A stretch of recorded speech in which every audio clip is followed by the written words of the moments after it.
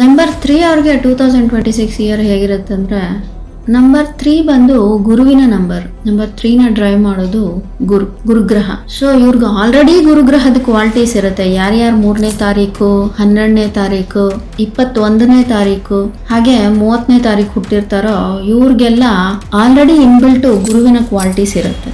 ಈ 2026 ಇಯರ್ ಅಲ್ಲಿ ಯಾರ್ಯಾರು ನಂಬರ್ 3 ಅವ್ರ ಡೇಟ್ಸ್ ಅಲ್ಲಿ ಇರ್ತಾರೋ ಅವರೆಲ್ಲ ನಾಲೆಡ್ಜ್ ಗೇನ್ ಮಾಡ್ಕೊಳ್ಳೋದಕ್ಕೆ ಜಾಸ್ತಿ ಇಂಪಾರ್ಟೆನ್ಸ್ ಕೊಟ್ರೆ ತುಂಬಾ ಒಳ್ಳೇದು. ಅಷ್ಟೇ ಅಲ್ದಿರಾ ಅವ್ರ ನಾಲೆಡ್ಜ್ ಎಷ್ಟು ಕಲಿತಾರೋ ಆ ನಾಲೆಡ್ಜ್ ನ ಶೇರ್ ಮಾಡೋದ್ರಿಂದ ಅವ್ರಿಗೆ ಪ್ರಾಫಿಟ್ಸ್ ಇರುತ್ತೆ. They can also earn money from that by sharing their knowledge. ಅಷ್ಟೇ ಅಲ್ದಿರಾ ಅವ್ರು ಏನಾದ್ರು ಇಂಪಾರ್ಟೆಂಟ್ ಕೆಲಸ ಮಾಡ್ಬೇಕು ಅಂದಾಗ ಅವರ ಗುರುಗಳನ್ನ ನೆನಪು ಮಾಡ್ಕೊಂಡ್ ಮಾಡೋದು, ಅವ್ರ ದರ್ಶನ ಮಾಡ್ಕೊಂಡ್ ಮಾಡಿದ್ರು ಒಳ್ಳೇದೆ.